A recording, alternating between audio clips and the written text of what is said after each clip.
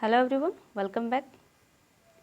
बिहार जीविका के block project manager post के लिए आज का हमारा जो 9वां प्रैक्टिस सेट है, ठीक है, सब्जेक्ट नॉलेज का 9वां प्रैक्टिस सेट है। 8 प्रैक्टिस सेट ऑलरेडी इस पर आ चुके हैं और आज का हमारा जो क्या है 9वां प्रैक्टिस सेट है। चलिए स्टार्ट करते हैं। पहला प्रश्न है, दीनदयाल अंत्योदय योजना NRLM का प्राथमिक उद्देश्य क्या है? ठीक है, दीनदयाल अंत्योदय योजना NRLM का प्राथमिक उद्देश्य क्या है? तो पहला ऑप्शन है कि ग्रामीण क्षेत्रों में शहरी जीवन शैली को बढ़ावा देना। दूसरा है ग्रामीण गरीबों को शहरी क्षेत्रों में स्थानांतरित करना। तीसरा है ग्रामीण गरीब परिवारों को आत्मनिर्भरता के लिए सशक्त बनाना। और चौथा है सिर्फ शहरी गरीबों के लिए वित्तीय सहायता प्रदान करना। तो जो दीनदयाल अंत्योदय योजना है NRLM है, national rural livelihood mission, NRLM का फुल फॉर्म होता है। इसका उद्देश्य जो है, तो पहला ऑप्शन दे रहा है कि ग्रामीण क्षेत्र में शहरी जीवन शैली को बढ़ावा देना, तो ये ऑप्शन नहीं होगा। दूसरा कह रहा है कि ग्रामीण गरीबों को शहरी क्षेत्रों में स्थानांतरित करना, ये भी नहीं होगा।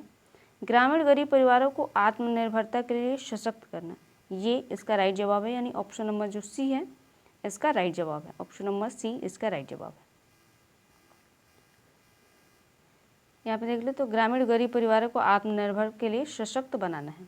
व्याख्या की बात करें तो मिशन का मुख्य उद्देश्य ग्रामीण गरीब परिवारों को स्थायी आजीविका और स्वरोजगार के अवसर प्रदान करके उनकी आय बढ़ाना है। ठीक है, ये इसका उद्देश्य है। अगले प्रश्न पे चलते हैं। तो DAY NRLM के तहत, यानी दीनदयाल अंत्योदय योजना राष्ट्रीय जो ग्रामीण आजीविका मिशन है, उसके तहत समुदाय आधारित संगठनों यानी CBO के सबसे निचले स्तर की इकाई कौन सा है? तो कह रहा है कि ग्राम संगठन है, क्लस्टर स्तरीय संगठन है, स्वयं सहायता समूह है या जिला परियोजना प्रबंधन इकाई है। तो यहाँ पर ध्यान रखना है कि सामुदायिक आधारित संगठनों में सबसे निचले स्तर का जो इकाई होती है वो स्वयं सहायता समूह होता है। ठीक है, स्वयं सहायता समूह इसका राइट जवाब है। उसके बाद आता है, ये पहले नंबर पे ये आएगा, दूसरे पे आता है ग्राम संगठन। ठीक है, जो स्वयं सहायता समूह है, कई स्वयं सहायता समूह मिलकर एक ग्राम संगठन का निर्माण करते हैं और जो ग्राम संगठन होता है वो क्या करता है कि क्लस्टर स्तरीय महासंघ का निर्माण करता है। उसके बाद जिला प्रबंधन योजना इकाई आती है। तो पहला ये आता है, दूसरा ये आता है, तीसरा ये आता है और चौथे पर ये आता है, यानी ऑप्शन डी। तो जो इसका राइट जवाब होगा, जब से जो निचले स्तर की इकाई है वो है स्वयं सहायता समूह। स्वयं सहायता समूह सेल्फ हेल्प ग्रुप्स में लगभग 10 से 20 महिलाओं का एक समूह होता है। 10 से 15 भी मिल सकते हैं आपको। ठीक है, 10 से 15 भी होगा और 10 से 20 भी हो सकता है। तो इसमें कह रहे हैं कि 10 से 20 महिलाओं का समूह समुदाय आधारित संगठनों की सबसे बुनियादी और सबसे निचले स्तर की इकाई है। ठीक है, अगला प्रश्न है कि DAY NRLM के वित्तीय समावेशन घटक का मुख्य उद्देश्य क्या है? यहाँ पे वित्तीय समावेशन घटक का पूछ रहा है कि मुख्य उद्देश्य क्या है। तो एक पहला कह रहा है कि यह गरीबों के लिए केवल सरकारी सब्सिडी प्रदान करना है। दूसरा है ग्रामीण गरीबों को बैंकिंग सेवाओं और ऋणों से जोड़ना है। तीसरा है केवल अमीर परिवारों को ऋण प्रदान करना है और चौथा है सिर्फ शहरों में ATM स्थापित करना है। तो आपको पता है, जो वित्तीय समावेशन का मतलब होता है ग्रामीण गरीब परिवारों को बैंकिंग सेवाओं और ऋणों से जोड़ना, यानी ऑप्शन नंबर जो बी होगा इसका राइट जवाब होगा। ऑप्शन नंबर बी इसका राइट जवाब है। यहाँ पे घटक की बात करें तो इस घटक का उद्देश्य सेल्फ हेल्प ग्रुप्स को बैंक से जोड़कर उन्हें बिना किसी गिरवी के ऋण और अन्य वित्तीय सेवाएं प्रदान करना है। अगला प्रश्न है, DAY NRLM की संस्थागत संरचना में राज्य स्तर का कौन सी इकाई काम करती है?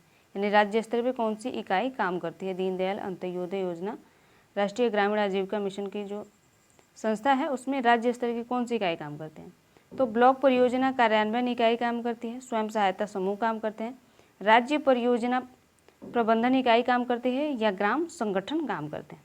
ठीक है, तो आपको जो पता है कि राज्य स्तर पर कौन सी इकाई काम करेगी, तो राज्य परियोजना प्रबंधन इकाई काम करती है। ठीक है, ये थर्ड नंबर पर आती है, यानी राज्य के स्तर पर ही आती है। इसमें पहला नंबर पे मैंने बताया कि स्वयं सहायता समूह आता है, उसके बाद ग्राम संगठन आता है, उसके बाद ब्लॉक स्तर की परियोजनाएं आएंगी और उसके बाद जिला स्तर की या राज्य स्तर की परियोजना आती है। ठीक है, ऑप्शन नंबर सी इसका राइट जवाब है। SPMU राज्य स्तर पर मिशन के कार्यान्वयन की योजना बनाने और निगरानी करने के लिए जिम्मेदार होता है। अगला प्रश्न है कि DAY NRLM के घटक के किस घटक का उद्देश्य कृषि, पशुपालन और गैर कृषि गतिविधियों को बढ़ावा देकर आय बढ़ाना है। तो वित्तीय समावेशन है, सामाजिक गतिशीलता है, आजीविका का संवर्धन करना है या अभिसरण करना है। यहाँ पे ध्यान रखना है कि कृषि, पशुपालन और गैर कृषि गतिविधियों को बढ़ावा देकर आय को बढ़ाना क्या है, तो आजीविका का संवर्धन करना है। आजीविका का संवर्धन करना है, यानी ऑप्शन नंबर जो सी है इसका राइट जवाब है। ऑप्शन नंबर सी इसका राइट जवाब है। आजीविका संवर्धन घटक का उद्देश्य गरीब परिवारों के लिए आजीविका के अवसरों का निर्माण और विस्तार करना होता है। ठीक है। अगला प्रश्न है DAY NRLM का कौन सा मूल्य यह सुनिश्चित करता है कि सभी निर्णय और लेन देन खुले तौर पर किए जाएंगे। ठीक है। तो समावेशी करता है, जवाबदेहिता करती है, पारदर्शिता करते हैं या विकास के माध्यम से होता है। तो जो आपको पता है कि जो DAY NRLM का मूल्य जो है वो कौन करता है, तो पारदर्शिता, यानी जो निर्णय लेने और खुले तौर पर किए जाते हैं वो क्या है, पारदर्शिता के माध्यम से किए जाते हैं। यानी ऑप्शन नंबर जो सी होगा इसका राइट जवाब होगा। पारदर्शिता का अर्थ है कि सभी वित्तीय और निर्णय लेने की प्रक्रियाएं सभी के लिए खुली और स्पष्ट हो।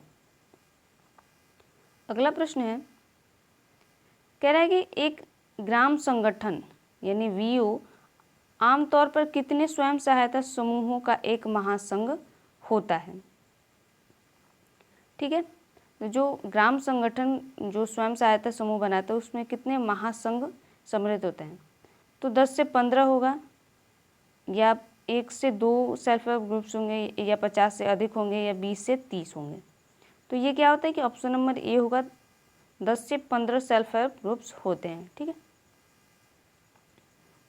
जो क्या करते हैं कि जो स्वयं सहायता समूह का जो ग्राम संगठन में सम्मिलित होते हैं, जैसे आपके एक गांव है वहाँ पे 5, 10 या 20 जो स्वयं सहायता समूह हो सकते हैं, सेल्फ हेल्प ग्रुप्स हो सकते हैं, क्योंकि एक एक मोहल्ला टाइप का होता है कि 8-10 महिलाएं मिलकर बनाती हैं एक सेल्फ हेल्प ग्रुप्स को।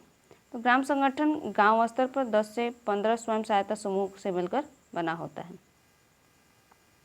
अगला है DAY NRLM के तहत अभिसरण का क्या अर्थ है।